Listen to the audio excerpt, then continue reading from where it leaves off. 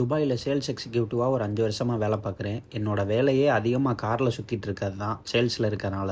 வேலையெல்லாம் நல்லபடியாக போயிட்டுருக்கு, எந்த பிரச்சனையும் இல்லை இது வரைக்கும் எனக்கு. இயர்லி ஒன்ஸ் ஊருக்கு வந்துடுவேன். ஃப்ரெண்ட்ஸ் ஃபேமிலின்னு ஜாலியாக தான் இருப்பேன். எங்கள் ஊரில் நான் வரப்போ போகிறப்ப என்கிட்ட இந்த மாதிரி என் பையன் வேலை இல்லாமல் இருக்கான், எங்கேயாச்சும் பார்த்து வேலைக்கு சேர்த்து விடுங்க அப்படின்னு நிறையா பேர் சொல்லுவாங்க. வெளிநாட்டில் இருக்கவங்களுக்கு தெரியும், நம்மளோட வேலையை பார்க்குறதுக்கே நம்மளுக்கு டைம் இருக்காது. இருந்தாலும் ஒரு சில நேரத்தில் யாராவது கேட்குறாங்களே அப்படின்னு ஹெல்ப் பண்ணுவோம். இன்னொன்று, அது எல்லாமே நம்மளோட ஓன் ரிஸ்கில் தான் பண்ணுவோம். ஒரு ஃபேமிலி கேட்டுகிட்டே இருந்தாங்க அவங்க பையனுக்கு வேலை வேணும் அப்படின்னு சொல்லி. நானும் சம்டைம்ஸ் எங்கேயாவது போகும்போது யார்ட்டையாவது கேட்பேன், நல்ல ஒரு ஜாப் நல்ல ஒரு சேலரி கிடைச்சா அந்த பையனை எடுத்து விடலாம் அப்படின்னு. ஏதாச்சும் போகும்போது எனக்கு தெரிஞ்ச ஒருத்தர் நல்ல ஒரு டெலிவரி கம்பெனியில் 2 ஜாப் வேகன்சி இருக்குது, யாராவது ஆள் இருந்தால் சொல்லுங்கள், ஃப்ரீ தான் எல்லாமே அப்படின்னு சொல்லியிருந்தாங்க. நல்ல ஆப்பர்ச்சுனிட்டியாக இருக்கே அப்படின்னு சொல்லி ஏதாவது பசங்களுக்கு யூஸ் ஆகும் அப்படின்னு அவங்க வீட்டில் சொல்லியிருந்தேன்.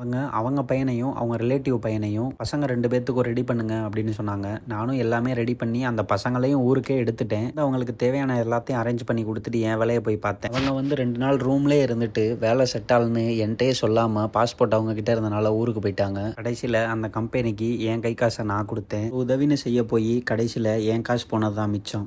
எனக்கு நடந்தது இல்லை. இன்னைக்கு நம்ம ஷாப்புக்கு வந்த கஸ்டமர் ஒருத்தவர் அவருக்கு நடந்த சம்பவத்தை என்கிட்ட இன்னைக்கு சொன்னார்.